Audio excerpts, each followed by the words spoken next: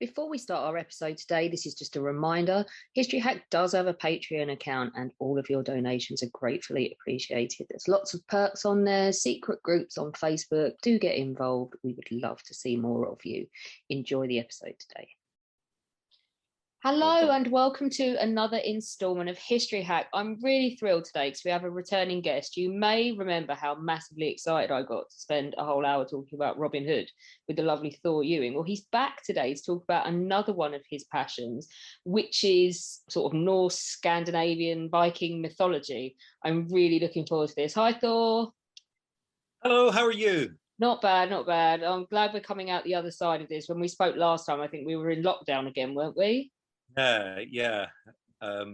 Still, we haven't quite come out the other side of the dreadful lurgy yet. No, fingers crossed though that it's coming to an end. Well, let's cheer people up for today anyway. What got you into this kind of mythology? So I was called Thor at birth, and that's because my dad had a dream before I was born in which he met Thor. And as he told me, they talked about all sorts of different things. But the one thing that he could remember was that at the end, Thor said to him, "You're going to have a son, and I want you to call him after me." And at that time, my mum was pregnant. And so I was very much kind of coming along. And Thor said, "If you wake up, you'll just think this is a silly dream. So I'll send you a sign in the morning." So my dad woke up and told my mum about it. And there was a single clap of thunder. And they decided that it was best not to ignore the dream after all.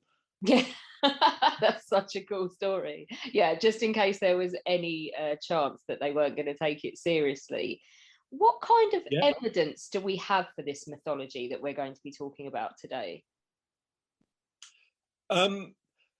Well, there's a sort of limited evidence.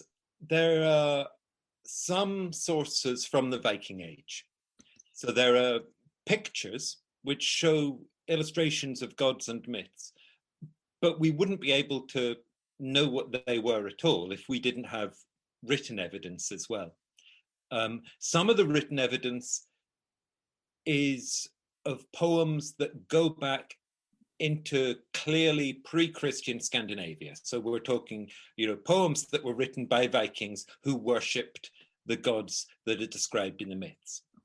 But the most important evidence really is from Christian Iceland, where there was a writer called Snorri Sturluson who looked back at the myths, and because he was a poet and Norse poetry used myths as a way of expressing itself. So it used a lot of things called kennings, and a kenning is a way of knowing or kenning something without naming it directly. And you can have simple ones. So the stub for a helmet, the helm stub, is a head. And so that, you can get that without needing any background knowledge. But then there are a lot that actually rely on you knowing the myths. So, for instance, Hrungnir's shield is a kenning for a boat. And you couldn't possibly know that unless you knew that Hrungnir is the name of an Ettin or giant in Norse mythology. And when he confronts Thor in a duel, he stands on his shield, so it's like a boat. And so when you know that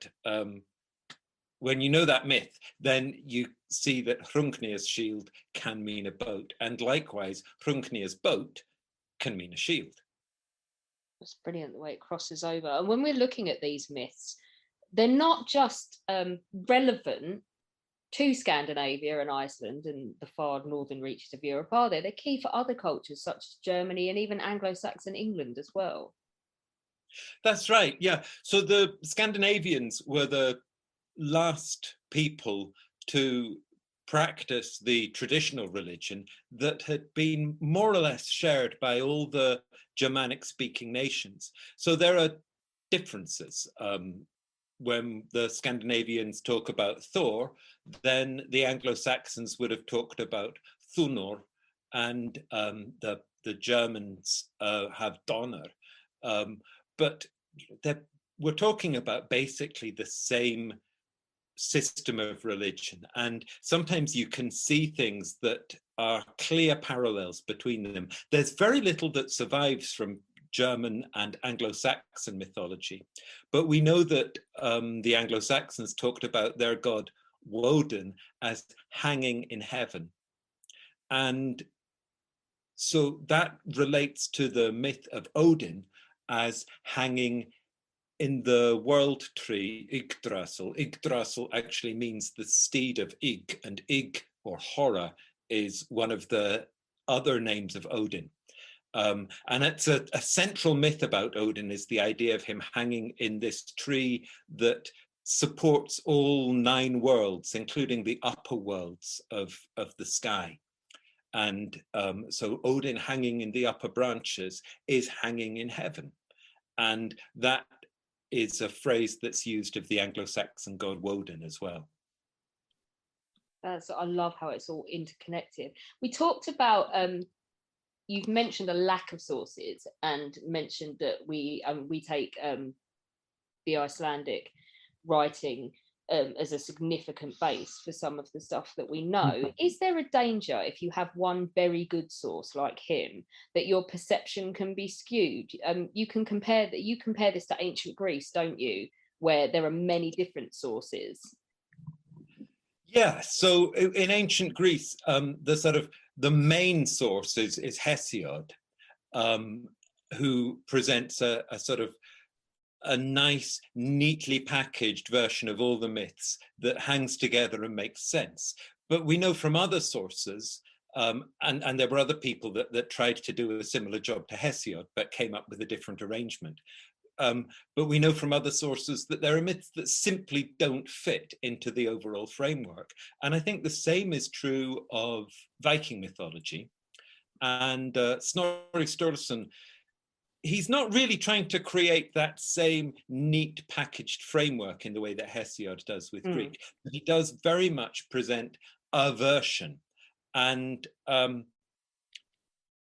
sometimes he confronts the fact that there are 2 versions. So for instance, when Thor goes fishing for the world snake, it's one of the children of Loki, is this enormous snake, which Odin has cast when it was just a little baby snake. He cast it into the ocean, and in the ocean it grew and it grew and it grew and it grew and it grew until it wraps itself all around the world and it grips its tail in its teeth.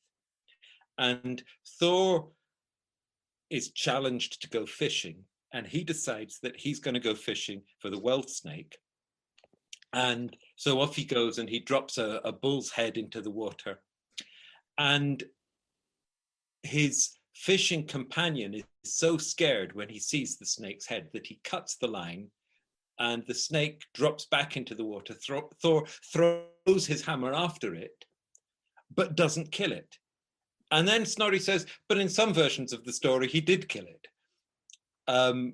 But it's important for Snorri that he doesn't kill it, because then he can go on to tell the story of how in the future, at the doom of the powers, Ragnarok, Thor will kill the world serpent. He'll be pitted in battle against it again. He'll crush its head. He'll walk 9 steps, and then the cloud of poison that has come off the snake will envelop Thor, and he'll collapse, and he too will die. So he does sometimes have this awareness, and there are other times where he'll present 2 stories, and he doesn't draw attention to the fact that he's just given you 2 versions that don't agree with each other. But then the Bible does that too.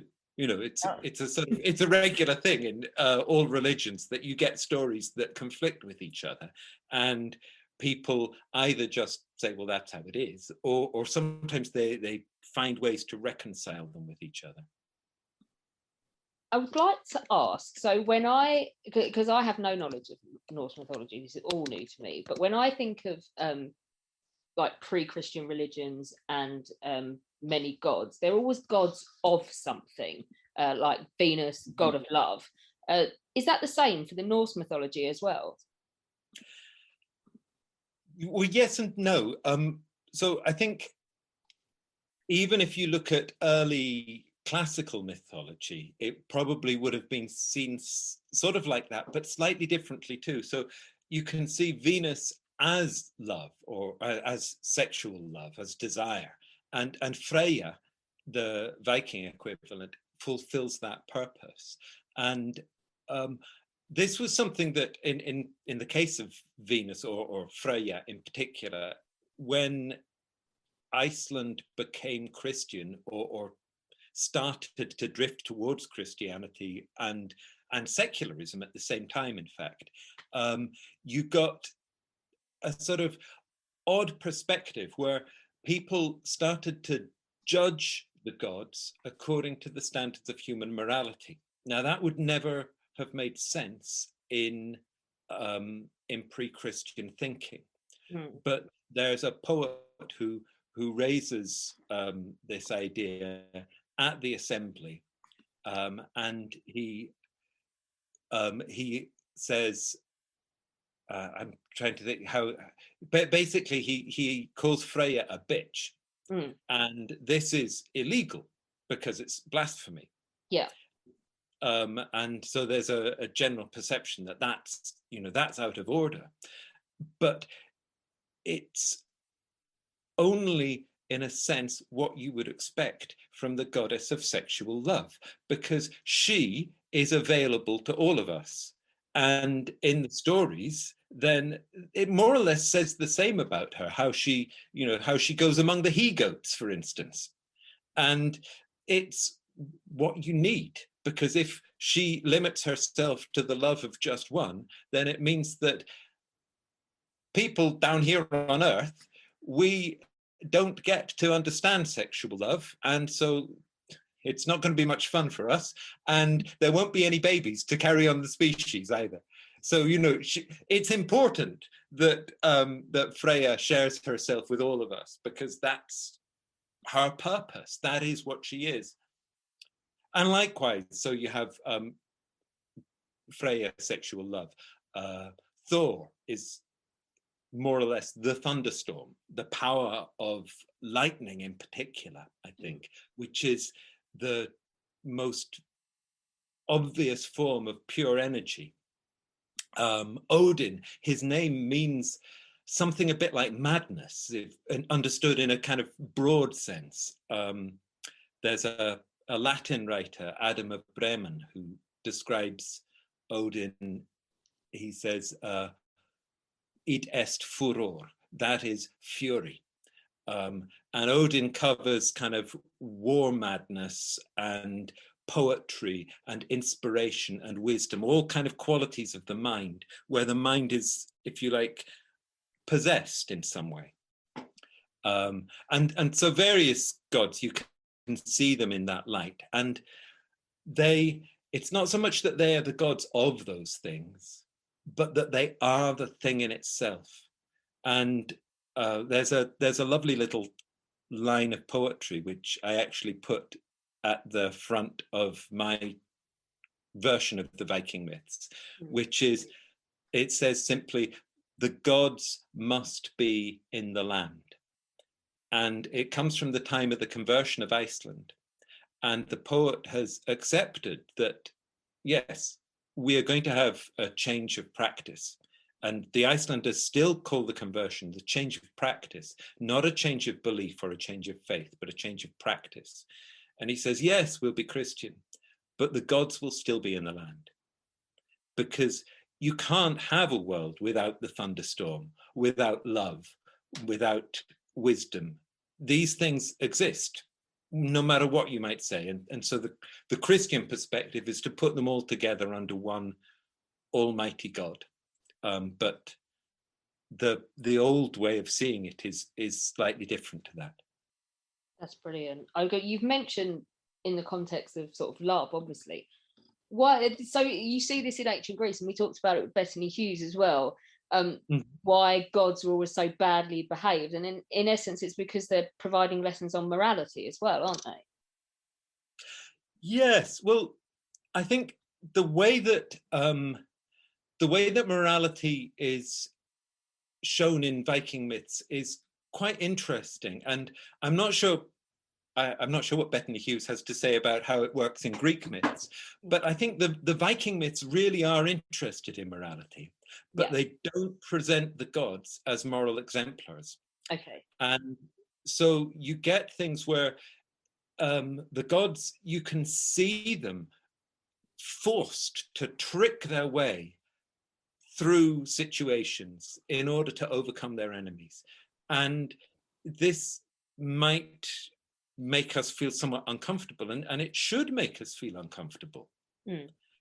But the gods are the powers that we depend on for all that makes us other than just all that raises us out of the purely physical and material. They are the bits that make us divine. And we need them. And so we're on their side. And when they're tricking their way through, then we're still on their side. The myths do recognize that this might not be ideal. And they present us with the figure of Balder. And Balder is the most beautiful of gods. He is described as always fair-minded and always even-handed, and everybody loves Balder. And he always has a kind of even-handed and good, clear judgment on everything, and it's always a good one. But nobody listens to what he says. Nobody pays any heed to Balder, and Balder is the god that ends up dead. And so there's a recognition that these things are beautiful, they're valuable and important. And when Balder's funeral comes, then the gods and their enemies, the Etins, both turn up to honor him in his death. But in the end, we can agree with it as being wonderful, but it's not the way things are done. And there's a certain sort of grim reality to that. And you can see it in the world today. There's lots of crises all the time in the world. And you think you can see, well, they ought to be able to settle this. You can see a fair solution, but neither side goes for it. And the Vikings were well aware of that. So they're obviously fantastic stories and we enjoy them. But what can we take from mythology as historians? A lot of medieval writers tried to interpret the myths as history. Yeah. And there are people that still do that. And most famously recently, Thor Heyerdahl wrote a book which took seriously Snorri's suggestion that the gods were actually people who had come from Asia, and that's why they're called the Aesir, because they came from Asia. It's not, that's not a sensible approach to take, but in my opinion, but it is one that people still do take sometimes. Snorri, of course, as a Christian, wanted to make very clear that the gods are not to be worshipped. So that was a really important thing for him, and so he invented all this other history. And Saxo in Denmark did something similar. But the myths do tell us stuff about Viking religion. And there are elements of that hidden in it. One example that I am particularly fond of is the myth of Thor's goats. And Thor has two goats, one's called Toothgnasher, one's called Toothgrinder, and they pull his wagon through the skies. And they appear in several myths of Thor, but in one case, Thor turns up at a farmer's house along with Loki, who often travels alongside him. And they come down and they bring the wagon down and they have the two goats with them. And they ask the farmer if they can stay there for the night. And the farmer says yes, but he doesn't have anything to give them. Now, he's probably aware that Thor has a legendary appetite, and he's quite capable of eating all the farmer's livestock in one sitting. But Thor says, well, don't worry about that. I've got my 2 goats with me. And so without more ado, the goats are killed and skinned, and Thor lays the skins out by the fire, and he puts the flesh in a pot on the fire to cook. But he says, you can eat as much of the meat as you want, but don't touch the bones. The bones must be laid on the 2 skins by the fire. And so when it comes to the time for supper, they're all sitting down together, and the farmer's son, a boy called Thjalfi, has a big bone in his hand, a big leg bone. And Loki suggests to him that maybe he should eat the marrow out of the bone. And so Thjalfi takes a knife and he splits the bone and scoops out the marrow. And then he puts the broken bone along with the others on the skin. But in the morning, Thor gets up and he takes his hammer across the skins, and the goats spring up alive and well. Except one of them has a broken leg. And so that's a lovely story, and it goes on from there, of course, when Thjalfi ends up having to pay a price by serving Thor for the rest of his life. But it also reflects the fact that when the Vikings sacrificed to their gods, and the goat was the sacrifice that you offered to Thor, the goat or the bull, then you would offer the animal to the god. You'd take the skin off, and the bones and the skin were the god's portion. And the meat was cooked up, and you ate the meat, but you mustn't touch the bones. And in that story, there's that's given mythical shape. So you understand from the story that you mustn't touch the bones, because then the animal, when it comes to life in the world of the gods, which is supposed to happen on the moment of sacrifice, then it will have a broken bone, and you don't want to offer the god something with a broken bone. That's brilliant. I love that. It is, isn't it? It's lovely. I think it sort of really adds to the feeling of the myth when you have that in your head at the same time. Absolutely. Are there any constant themes and tropes that we see in Norse mythology? Well, one of the unusual things in Norse mythology is the idea that everything's coming to an end, and that this is not a sort of joyful, eternal world. There's this constant awareness that things are going to end, the doom of the powers, when the gods and the Etins will fight. And the Etins have been there from the beginning. They're often called the giants, but they don't always appear to be big. And so I tend to avoid the word giant. The Viking word is jötun, and it probably means something like eater originally. And in Scots, there's the word etin, which comes up in the Red Etin of Ireland, for instance, which is a traditional folk tale. And so that's why I call them Etins. So the gods and the Etins are going to fight, and Loki will lead half of the dead against the gods, and the other half of the dead will fight for the gods. And so there's these 2 armies of dead, and Loki's son, the world serpent, will surge up from under the ocean, and the water will cover the land. And his other son, the wolf, Fenrir, will break free from where the gods have bound him. And his mouth will be so wide that it stretches from earth to heaven, and he'll swallow the stars, and the whole sky will be covered in blood. And you can tell this isn't going to go well. Yeah. And so basically the gods and the Etins destroy each other in the final battle.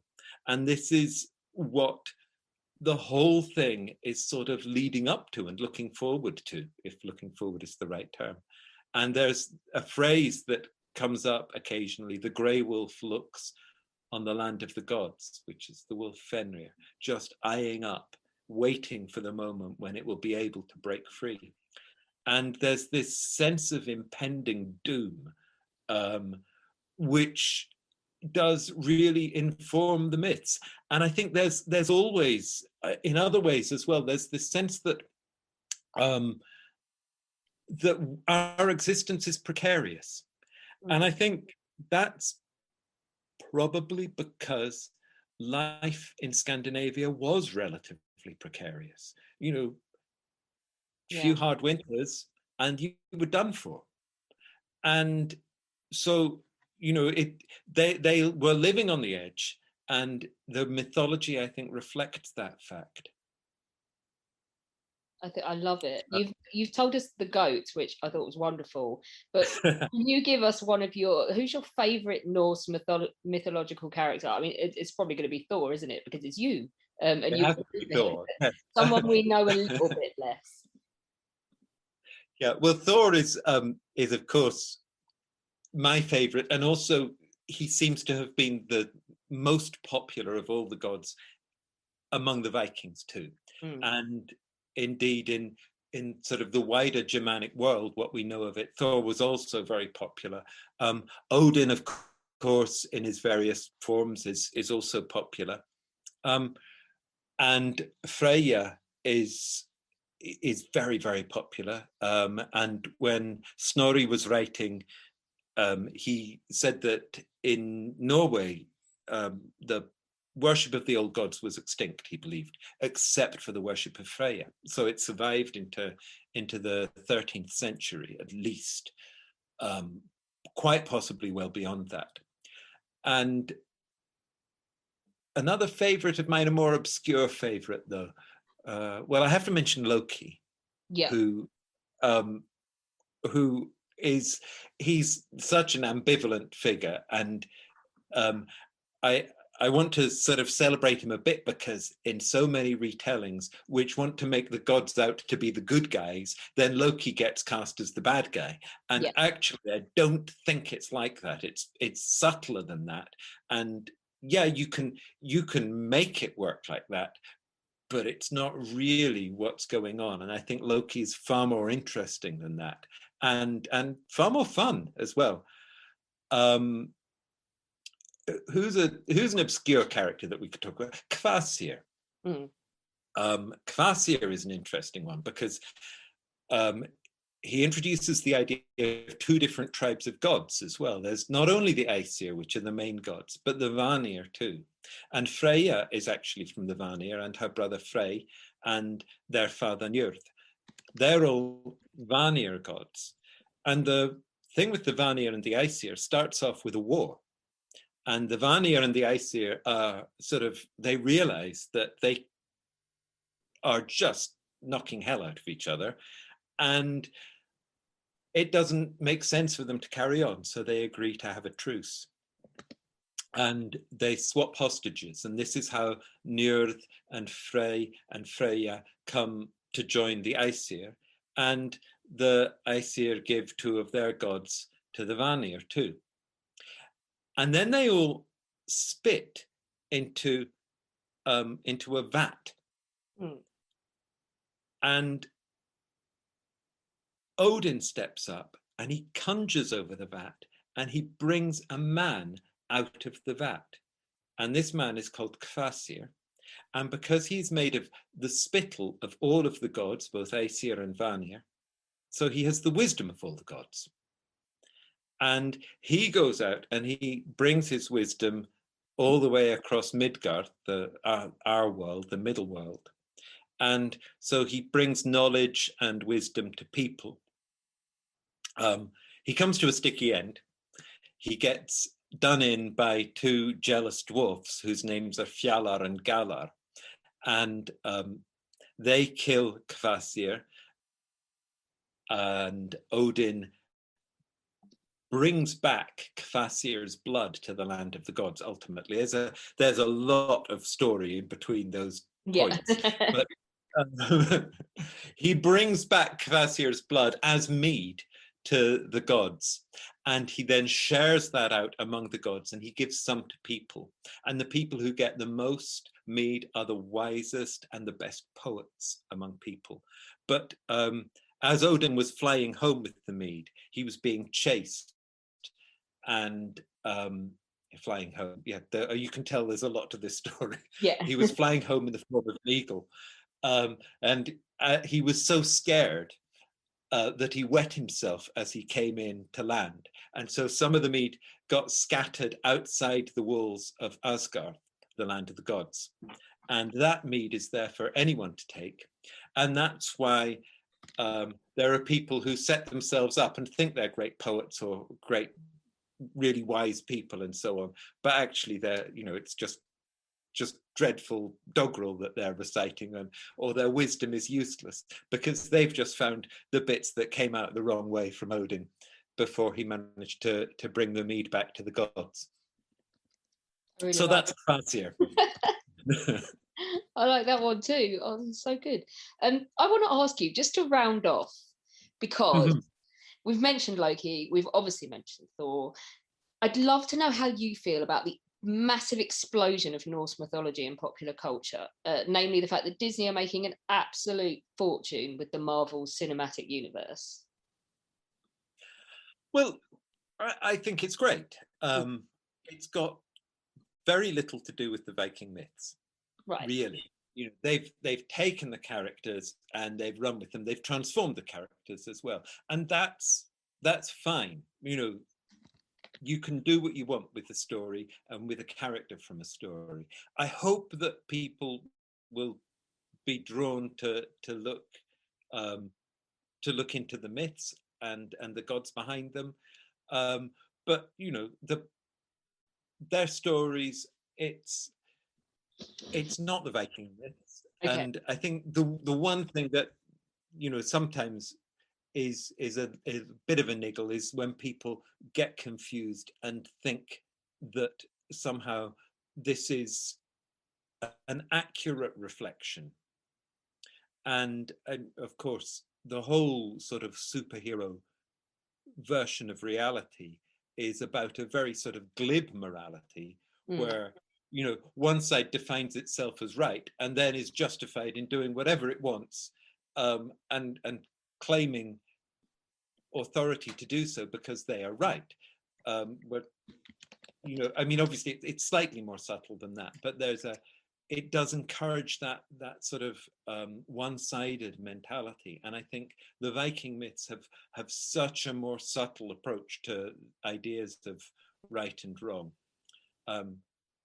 Not that it necessarily encourages or encouraged their followers to have a more subtle approach.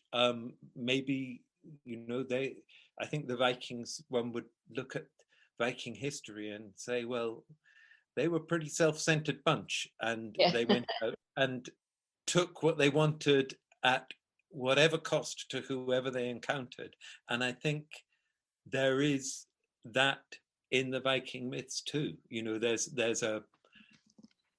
that kind of willfulness and a hard-headedness that maybe doesn't encourage good behavior. I think that's wonderful. So the message is, don't think you've seen all of Norse mythology through Marvel. don't really think you've seen any of Norse mythology. But do enjoy it because it can be fun. Brilliant. Thor, thank you so much for coming on and giving us another brilliant tale. I love it. Thank you, Alex. Love it. If you want to come back and talk about more myths, please do. I know people will love them, but thank you. That'd be great, yeah. When our guests join us to talk about their work and their new book, the 45 minutes or so they spend with us is just a taster of all their efforts. So to this end, we have launched our very own bookshop on bookshop.org, where you can find our guests' latest and greatest books. You can support them and you can support History Hack too. 10% of every sale via our bookshop supports the podcast and allows us to keep at it and bring you more amazing guests. You can find our bookshop at bookshop.org/shop/history hack, or just search on bookshop.org for us under the shops bit. Thank you for your continued support, and here's to your next great